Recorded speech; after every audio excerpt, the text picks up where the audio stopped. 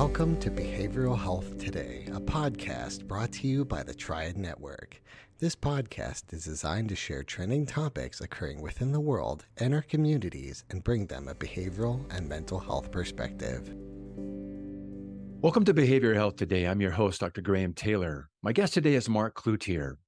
Mark is the CEO of Caminar, a nonprofit, community-based agency that's been providing support services to individuals with mental health disorders for more than 50 years.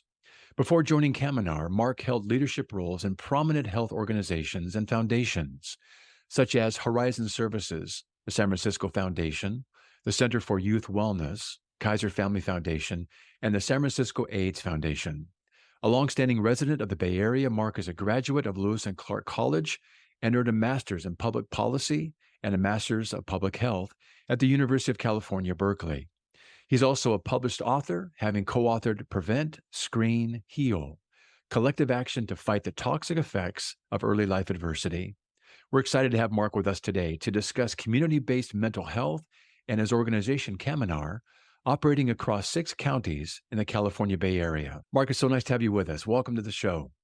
Graham, it's a pleasure to be with you. Thank you for inviting me. That's awesome. Hey, give our listeners just a kind of a sense of you.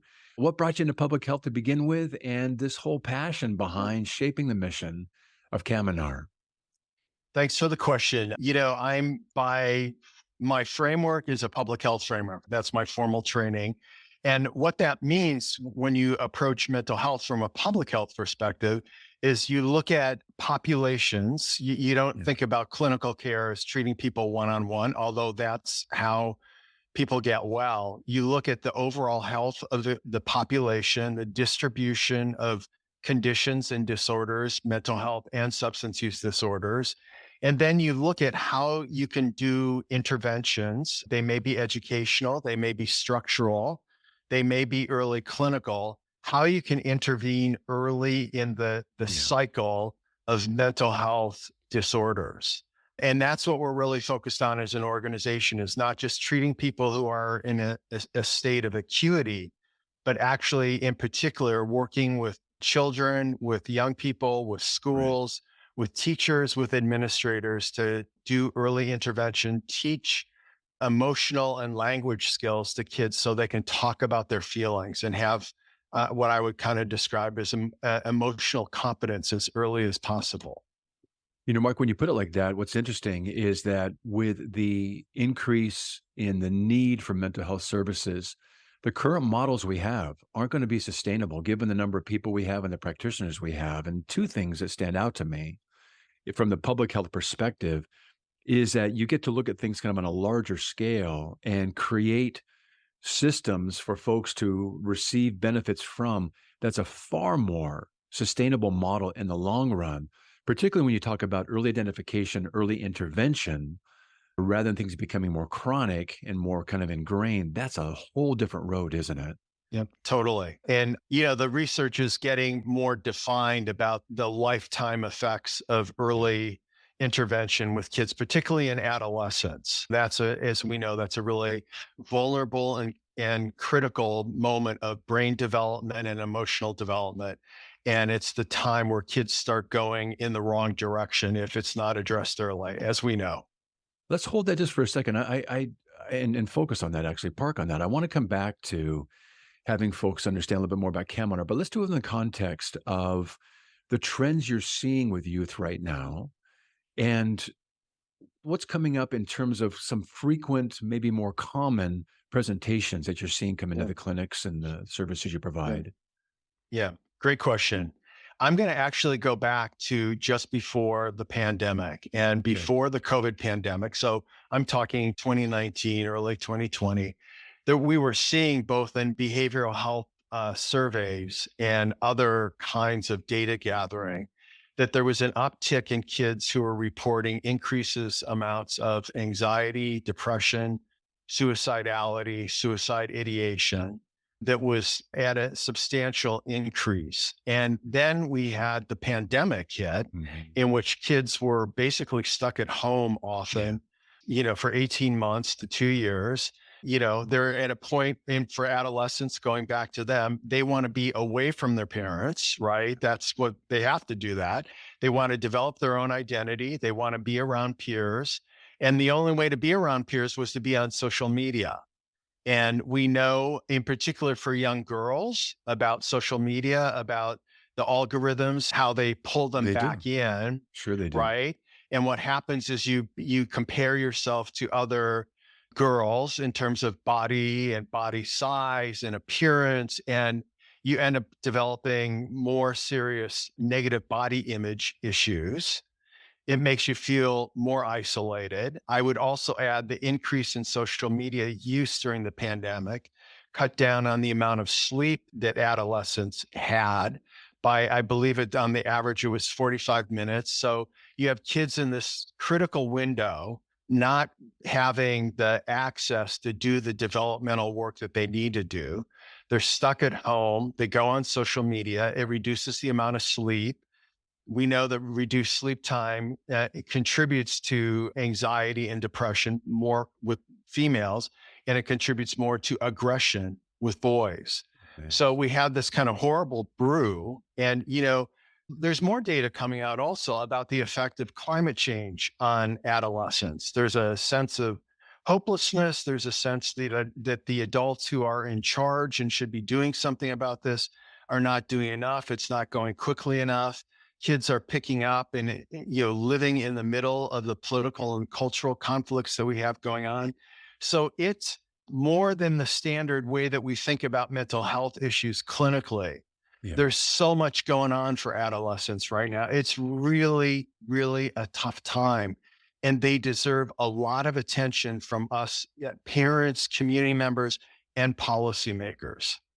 Yeah, I so appreciate that. Even before, like you said, the pandemic itself, we knew that because of the social media and the whole focus on that, being online, internet, Instagram, Facebook, all the things that they have, Snapchats, we saw anxiety, depression, and suicide go up. I did some research a couple of years ago, and it was just amazing to me how this one device that is, basically uses the same kind of intermittent reinforcement that Vegas does, knows the bells and whistles Totally. and the Yeah. reinforcement to keep you Yep. hooked.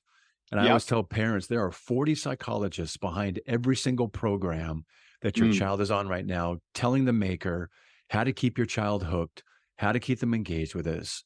And basically it becomes addictive. And it's powerful. And anyone of any age can be caught up in this. And I think you're They're right. no, they're amazing dopamine regulator Oh machines, yeah. Yeah, right? I mean, absolutely. that's really what they are in terms of the intermittent reinforcement, right? And always wanting to come back for more.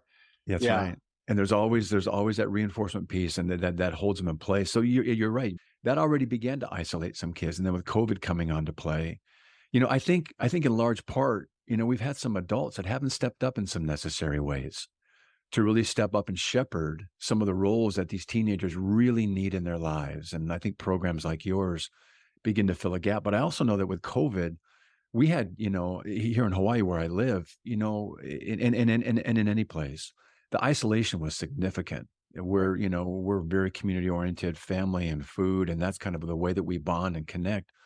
But also, school for some kids nationwide is the safest place they have all day long. Completely. And for some people, it's the only place where they get a meal. Well, right. Exactly. Yeah.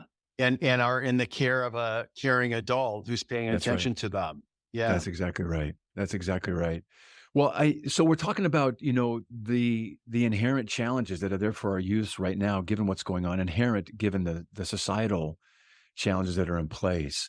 I love folks to hear more about Kaminar and how you're serving Sure. the population. You're in 6 counties right now We're in in the Bay 6 Area. counties in Northern California. We started 60 years ago. Next year is our 60th anniversary. Congrats. We started as a group of parents coming together who had older children, young adults who had severe mental illness, who, for a variety of reasons, it was complicated to take care of them at home.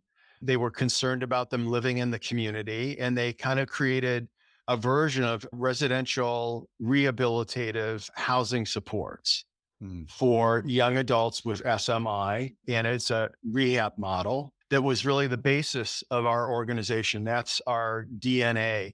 And I'm proud of that DNA because I believe deeply in the rehabilitative model. Mm, So much of our mental health is focused on acute treatment. And yeah. we know that there's a whole trajectory, right? Of before you present with symptoms, and your progression to severe symptoms. And then we know that people need aftercare. They need support. They need support groups often. So I think it's really influenced the arc of how we approach our work, in that we look at the full range, starting with prevention and early intervention, treatment, long-term supports. Also, importantly, we address many of the social determinants of health. We work with people to get them job training, employment, income support. We hook people up to primary medical care. We provide housing, and we serve primarily low income residents of Northern California. To really succeed in treatment, you need to have a place to live. You need to have a steady income, or some way that that you can stay focused on what you're doing to get well, and that you have a place to live that's safe, and that if you're taking medication, and that medication can be stored there. So we take a Fantastic. very comprehensive, all whole person approach to our care. Yeah, I love that. So as I was reading your site, it is the substance abuse and the mental health issues that get Right. addressed. Yeah. Some folks maybe even being released from jail or that are currently homeless with the psychiatric Right. issues, housing. And Right. tell me, how do you identify the youth and how do they come into your program, Mark? Well, we do a lot of work in schools. So we're working in particular in Santa Clara County. I believe we're working in 8 school districts. We do a number of things. We have kind of two modalities. One is we do social emotional learning. So there's a whole curriculum, there's a whole intervention, and includes teachers, administrators. It's very comprehensive. And again, it's helping kids to develop language, understand feelings, their body, and how to communicate those things, to develop competency in things emotional and psychological. Mhm. Then we do a separate kind of work with school districts, with school administrators, teachers, principals, on supporting them. Because, to go back to the earlier part of our conversation, these issues, these increasingly pervasive issues, mental health issues that adolescents are bringing to school, Yeah. is challenging teachers, administrators about how to be responsive. So we do a lot of work about self-care, actually, for administrators and teachers, because they need to be supported, they need to feel resilient, they need to have resources to deal with this increased acuity that their students are walking in the door with every day. What are you hearing from the administration, the teachers that are hands-on? What's their experience of the kids coming in? I think there's a kind of sense of overwhelm. The corresponding issue to all this is parenting has become so much more complicated. And that was particularly true during the pandemic, where parents are working at home, they're homeschooling their kids, they're doing laundry, they're doing, all of that. And there's a residual that's still left from that, from even though we've gone back to work, there's still a lot of people working from home. Parents are in a more challenging place than they were 5 years ago. Yeah, they certainly are. What are you doing with the parents? So we do family therapy, which is the full range of psychiatry, medication management, psychotherapy, case management. Again, we work with families to help parents get better employment, or employment for the first time. We help people find housing who are unhoused as families. We work a lot both psychologically and then kind of from a traditional social work perspective, stabilizing the kind of foundational issues for the family around housing, income, job support. We'll be right back after word from our sponsor. Continuing education is both a requirement and a learning opportunity, but finding the right CE provider can be challenging. AATBS, a triad company, offers continuing education for psychologists, social workers, marriage and family therapists, counselors, and behavior analysts. CE courses are available both individually and as part of our new All Access Pass. All Access Pass provides a library of over 250 unique courses. That's more than 800 hours of CEs, with new courses being added every month. As a special offer, Behavioral Health Today listeners can save 15% on CE purchases. Visit us at aatbs.com/BHT and enter promo code BHT15 during checkout. That's aatbs.com/BHT. Check out our library and check off your CE requirements today.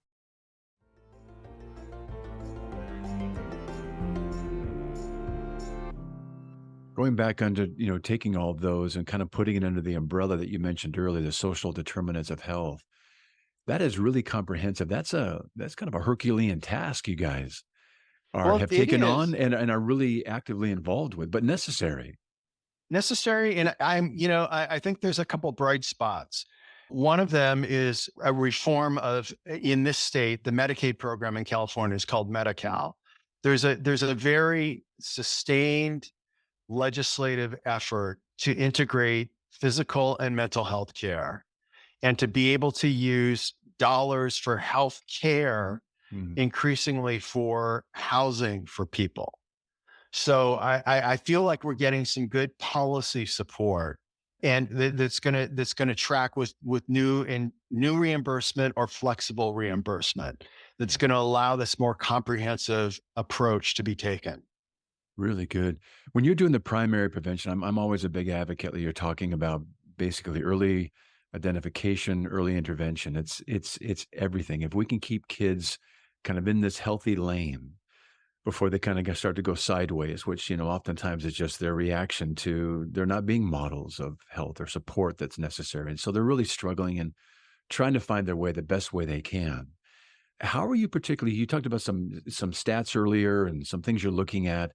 How do you assess them particularly, along with maybe the school administration or teachers identifying some of the kids? What are the ways you identify these kids and invite them into the services that you have besides, some of the social emotional learning, which is huge, and I'm such a Right. big proponent of that. What are some ways you identify these kids additionally? We get a lot of kids that get identified to us through community Oh, pediatricians, okay. through school administrators, through teachers. It's really, that's kind of, I would describe that as that's kind of our feeder network for our prevention work and our early intervention and early clinical work with youth and families. The other major source is that in each county where we operate, the county has kind of behavioral health helpline. So people can call that behavioral health helpline and they'll get referred to us for care. It's really good. I've had a chance to work with some folks in the school and doing the social emotional learning and some of the things that you're talking about in other parts of our nation. And they oftentimes say that when they bring in this new program, the poor teachers say, oh, one more thing to have to do. However, when they begin to see the return on the investment that the Right. kids basically they get to mature, you can act things out or you can talk things out, but you don't oftentimes learn how to talk things out. And some of the programs that you're describing allow kids to find ways to identify things early, name what they're going through, talk these things out Exactly. rather than act them out. And then the teachers begin to go and the administrators go, oh, this is priceless. This allows us to do the work in the classroom that we may not have a chance to do. I would imagine you're seeing the same thing. That's right. And I think the other thing that's important when we think about this is it's not just kids going to teachers and the teachers kind of going, I don't know what to do. Right. It's actually training the teachers about how to do some early work with the kids. That's And then knowing that if they're seeing something that's more complex, about where to refer kids and to make that handoff. So I think it's really important as we think about this work of empowering teachers as front line in this work of prevention with adolescents. And when you put it like that, it's not like, oh man, I've got to do something that's so foreign and so brand new that it's going to take, it's like it'd be like turning the Titanic. It's going to take a long time to do. No, these are very easily implementable, controllable things that we can just add and kind of flavor to what we're doing during the day that have some really big return. Whether it's asking a kid a question or helping a kid kind of calm down in a very kind of self-aware way, and then finding ways to kind of get to the core of what that is faster, so the child has an awareness. Yeah, kids don't have a frontal lobe, in high school and junior high, and so Right. not Right. to in our mid-20s. So we're kind of their frontal lobes as adults, Yep. and we get to Yep. kind of help them understand what's going on, put some meaning to it, understanding to it, and walk them through those moments with a good ending rather than something, having to be acted out sideways. And so I Right. love this idea that you're describing here. Well, and also it keeps them from suffering isolation. That's right. And it's, in the social emotional learning, talking about in the classroom, using language. As you probably know, social emotional learning curriculum is now in other disciplines. Like it's now in math textbooks. It's in a variety of things that we'd be surprised. The nub of it, as you said, is really helping kids to understand and feel and give them language. And that's the beginning of being able to give them help. And when you put it like that, oftentimes the isolation itself is kids don't know how to bring things to a conversation level, which requires me to understand first what's going on inside of me. Being Right. able actually, even before I do that, sometimes I need to settle down and kind of self-soothe and calm and modulate what's Yep. happening, Yep. self-regulate. And a lot of times they don't know how to do that. Maybe they haven't had that model at home, or maybe some things are so triggering that they don't know what and how to do with what they're feeling, let alone then once they settle, begin to put words to it. And then if I can put words to it, then I can kind of work through it in a way that reduces my isolation. That if I didn't have these things, I become more isolated because I don't know how to put words to it. And if I act it out, then you're going to see me as a bad kid or not a fun, classmate. And I've just isolated myself there unintentionally, but it's Yep. painful. Right. Yeah. Acting out is one version. The other is internalizing, right? That's With right. depression and cutting yourself. We know a variety of symptoms that are the turning in of that if That's it's not spoken to. That's right. We're going to act it out or internalize it. Both ways are just not ideal. I would Yeah. love to hear what's some of the feedback, both what you're just witnessing and hearing from the kids themselves, from from the teachers that are kind of first responders with the kids each and every day, and also maybe some of the administration. What are you noticing? Yeah. Well, they feel like this problem that they're really, quite frankly, overwhelmed by. This is a tidal wave, and it was affected by the COVID pandemic. This tidal wave, they now have a way to think about it, how to address it. There's protocols, there's curriculum support, there's resources. I will. This sounds very industrial, but there's a way to process this now as a teacher. There's a through path. You have a way to have a learning in addition to the social emotional learning, the traditional learning that schools are for, to occur. Yeah, you know what you're doing that I just kind of came to mind. It's obvious, but it's important to kind of name. You're not just telling, teachers, hey, little Johnny's having a hard time at home. And so no wonder his behavior in class is difficult. And that's important, providing kind of a Right. contextual meaning for what's going on. But what I love that you're doing is you're giving these folks and the kids themselves something that's tangible that they can actually do, Right. that can be really transformative for the child and efficacious for what their needs are. That if you just, sit and understand and, kind of say, hey, calm down. No, these are things that actually not just help them through the moment, but build larger skills Right. that then equip the child as they continue to mature and grow, that then become a natural part of who they are as young adults. In fact, we did one podcast where when you did this early intervention like this, the takeaway benefits long term were both what we watch these young people become in their communities, in their families, et cetera, but also the financial benefits, reduced costs here and increased costs there is phenomenal, phenomenal. So It's yeah, go. impressive literature. No, it's very compelling to what you say. And you're right. It translates into people having more successful careers, having more earnings, having longer term marriages that succeed. There's a whole spillover effect that, as you say, accrues over their adulthood. Yeah, really good. So the teachers, administrators you guys work with, they're liking this. They're feeling like someone's throwing them a life vest. Yes. And that's really what the reaction is that there was a sense of overwhelm, and that, and I would just say, I would also say that foundations, other large funders are increasingly coming to the awareness of these investments in school-based early intervention, early treatment. And it's based, as you cited just a minute ago, Graham, the literature is compelling about the lifetime benefits of this. Yeah. So in that sense, it's not just avoiding problems or minimizing problems that could get out of hand. It's actually creating well-being. It's creating healthier communities. It's creating healthier marriages over the long run. That's terrific. You're talking about funders. I was reading on your site, your CEO's annual 2022 report, and also just some of the things about your income and how you folks get, your funding. Talk about your funders and these folks that are really contributing in meaningful ways. So we have a number of foundations and individuals. We are blessed to be in Silicon Valley. I Yeah. must start with that. That's And there's two reasons for that. One is the obvious that there's a lot of wealth in Silicon Valley. There's also in particular in the tech industry, there's a very high interest in mental health, in neurology, in brain science. There's a deep appreciation that how our mind works affects our bodies, our physical health, our communities. So with that as a backdrop, there are lots of opportunities to get a lot of support from corporations, foundations, individuals. And then most of our funding actually comes from government. We serve a lot of clients who have Medi-Cal, which is the state Medicaid program in California, which, by the way, people are often surprised to understand has very comprehensive benefits. And I will just say this by way of most people have employer sponsored health insurance. They don't know where to find someone to get care from. They often, if they get care, it's 6 visits. So Medi-Cal is not like that. You can get very good assessment, diagnosis, and an episode of treatment long enough to significantly change your trajectory.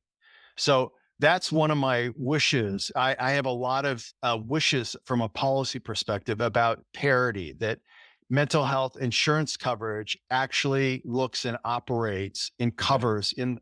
That's what we need. That would address a lot of the things that we've been talking about.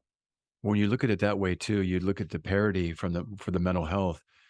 We know that about 63 to 68% of those that are presenting to their primary practitioner for some, physical medical issue, there's an underlying psychological cause.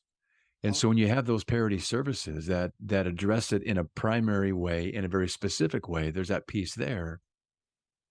Then you have an opportunity to, again, save money because you're dealing with these things at the front end, and you have the, financial costs being covered. In your case, with the Medi-Cal here in Hawaii, we have some really great coverage as well. So, Mark, you're going to have 60 years coming up here in just a little bit, and that's a phenomenal run you guys are having, and what a wonderful legacy to be able to leave to the counties that you're currently in. I'm curious, with this business model that you have that's so effective, are you able to help other folks in other counties or other states replicate the services that you're doing in their areas? We're always looking to expand. We want to stay primarily in Northern California. I say that because we did a strategic plan, and we want to be smart and planful about growth of where and how. So we're looking to expand in the Bay Area. We want to become one of the larger providers in the Bay Area, in part because if you scale things, you can do better support work around quality improvement and training and continuously improving clinical delivery. Yeah, good, good. We'll talk about that piece. You're being planful around the growth and the expansion of services. Where are you seeing Caminar in terms of its future? Where are you guys going? We want to provide more services to people who don't have insurance. So we want to be developing a model that's pay out of pocket, that's affordable. Going to a therapist in the Bay Area for a 1-hour visit is about $250 to $300. So it's very cost prohibitive for a lot of family who don't have high enough income where that's easy, or low enough income that they qualify for Medicaid. So we really want to serve that part of the market. We also want to serve people who have commercial insurance from their employer. And I say that by way of, not I'm sounding really businessy about this all, but to really diversify our revenue sources so that as we go through period ups and downs of the economy, or payers change their methods, that there's some stability in the organization. Outstanding. Outstanding. Well, I have so appreciated our time, and I would love our listeners to be able to follow up with you and Caminar after listening to our podcast today. How could they do so? The easiest way is our website is www.caminar, CAMINAR.org. Perfect. Very good. Well, Mark, it's been great to be with you. Great to have you on the show. And I am so impressed with what you guys are doing. Well done. And Thank thanks you, for our Graham. time today. You're a great interviewer, Sid, and your knowledge is very impressive. So it was a joy to have a conversation with you. Well, right back at you. I sure enjoyed it myself, too. I also want to thank you, our listeners, for dropping by and joining Mark and me today. It's always great to have you with us. I'd like to remind you that our episode today, as well as an archive of all of our other podcasts and resource materials, can be found on our webpage at triadhq.com/BHT. Thanks again for being with us, and we'll look forward to seeing you next time on Behavioral Health Today. We appreciate all the support from our community, and if you like our show, one of the best ways you can support it is by giving us a 5-star rating and leaving a review. Behavioral Health Today is a podcast part of the Triad Network, all rights reserved.